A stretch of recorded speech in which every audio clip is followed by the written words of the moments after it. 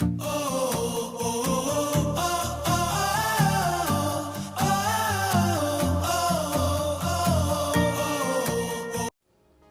all three of our anchors out, we got a good night's sleep and were able to leave Eldridge Slough fairly early the next morning.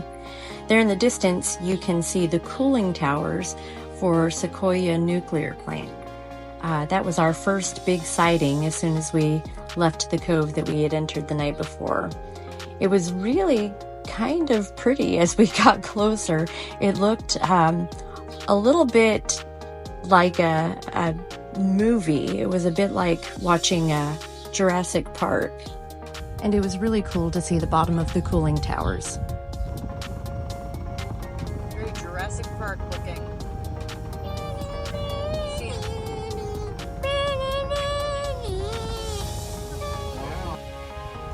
So we continued along the river in a pretty good and easy morning until we had a new fear unlocked when we saw a lot of power lines looming over the river ahead of us. The bridges were a little nerve-wracking prior to going under them, but this was like a whole nother level of nervousness for me because I thought, gosh, if we touch these with our mast, we're going to be zapped for sure. But again, each morning we're able to check on our navigational apps and see if there are any potential hazards, and all of these showed to be well above our mast height. So while it was a little nerve-wracking, we knew that we would come through unscathed. And of course, the Major League Fishing guys were all over the lake again. So it was pretty cool to continue to watch them and just see the homes and neighborhoods where people on this lake live. We took a little break for a while, and I helmed after making some snacks for the guys to have because we knew that we had another lock coming up. So we wanted to have a little bite to eat before we got there. We also came across a massive yacht club as we were going down this really wide part of the river. So that was encouraging to see, and I can only imagine how much fun it is to be able to sail in this part of the river. There was plenty of wide open space and kind of a straight shot for a while, which is unusual on different parts of the Tennessee River as well. So really encouraging to see that many sailboats out in the area. And again, just beautiful homes, beautiful surroundings. We felt really fortunate to be able to have such a good weather window to go down this part of the river. Before we knew it, we were at Chickamauga Lock, and we had a really cool experience there. I didn't get any footage of us coming in, but I did catch this last little snippet of us having a prayer with the lockmaster. Amen. Thank you. Appreciate you much. God bless y'all. Thank you. Wow, it was. So after having prayed, we went through our second lock. This was Chickamauga Lock as we were leaving Chickamauga Lake and getting ready to head down onto Nickajack so that we could make the trip to Chattanooga. It was a really smooth operation. Again, we didn't have a lot of wind, especially once we were down in the chamber. And the operator let us know that we had a 48-foot drop that day. We were a little bit nervous at first coming in because we did have another boat ahead of us, but there was plenty of room and everyone was just really cool and patient as we got into place. Ethan was even able to help on this round, holding the gaffs to keep us off the wall. So we had a good, smooth ride down.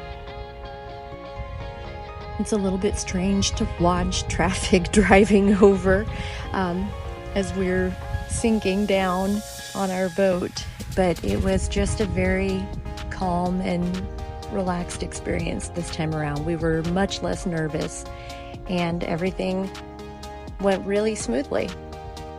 Just in the interest of sparing you some time, I actually sped this part of the video up to double speed. But you can still see that it's pretty smooth, pretty slow, and everything just happens really easily.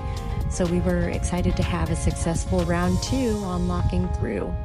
And it wasn't long before we saw the operator open the gate and blow his horn to let us know that we could untie and head on down the river.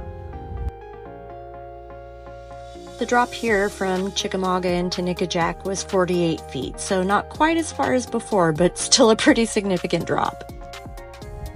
Once again, there was a real sense of pride and accomplishment as we left our second lock behind. We could already tell that we had improved a little on our own personal technique of how to manage the lines and the gaffs. We were also much more relaxed this time around, so much so that, like I said, Ethan was even participating in helping us keep the boat off the wall. So it was just a really smooth experience, and we were starting to feel like actual cruisers, not just people winging it and barely making it by.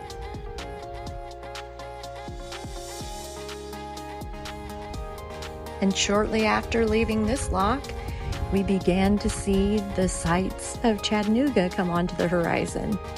It was really pretty cool. We turned a corner and the city was right there. The ride was so smooth, in fact, and there was so little boat traffic that we let Ethan go ahead and go forward to sit on the bow and watch as we came into the city and under our first couple of bridges.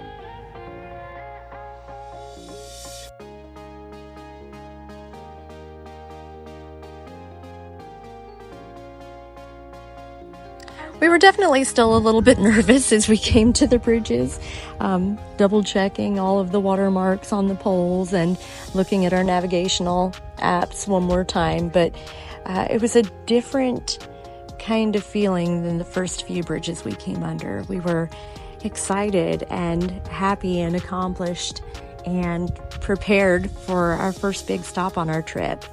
We had plans to stay in Chattanooga for a few days so that we could do some reprovisioning, check systems on the boat, and also just kind of give ourselves a chance to relax and take in all of the sights and enjoy the adventure that we're on.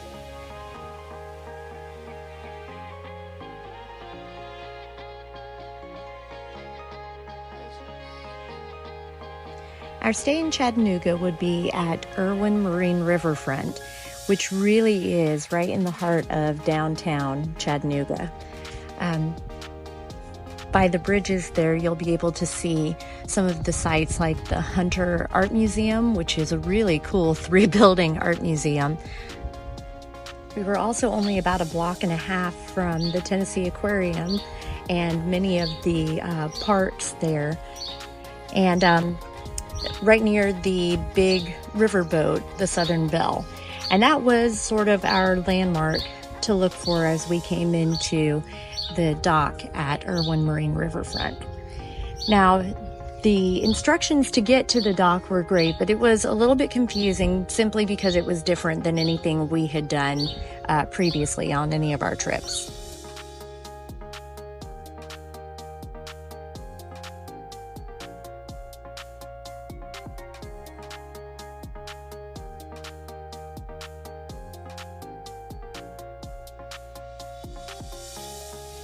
So our instructions were to, oh, there's the aquarium.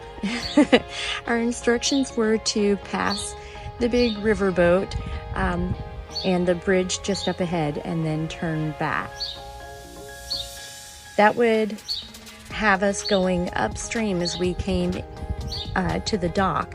But instead of being on the outside of the dock where the river traffic would really kind of bash us against the dock, we were instructed to go to the inside portion of the dock. Now, what we didn't know at the time was that we would have been better off to kind of pull forward from the dock and then back into our spot because there was no room to turn around, and because of the footpath to get from the dock to shore ahead of us, we wouldn't be able to just pull forward and leave the dock that direction. And because the current can be so strong downstream at times, it would be really difficult for us to work against the current to turn around, not to mention that there just really wasn't enough room in the little channel between the shore and the dock for us to turn around even if we wanted to. But for better or worse, that would have to be a problem for another day. For now, we were at least safe and sound in our slip, and we were able to make it to Chattanooga. Once we had the boat cleated to the dock, we were able to turn off the engine and breathe a big sigh of relief that we had made it to our first major stop.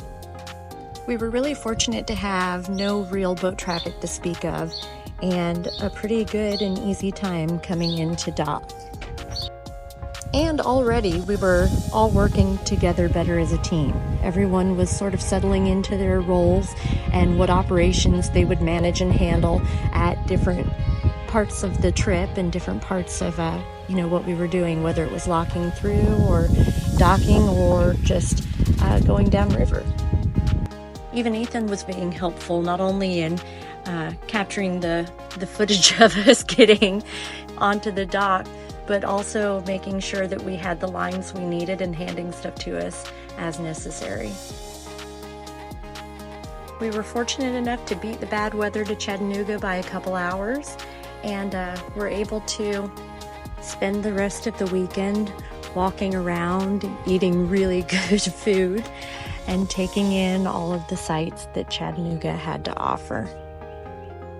Things were going so well, in fact, that we decided to give the dinghy another try. We eventually got the boat turned around, and we were really excited to continue on our adventure. Little did we know what was in store for us on Monday, May 5th when we left Chattanooga. But that's the story for another time. Thanks for watching.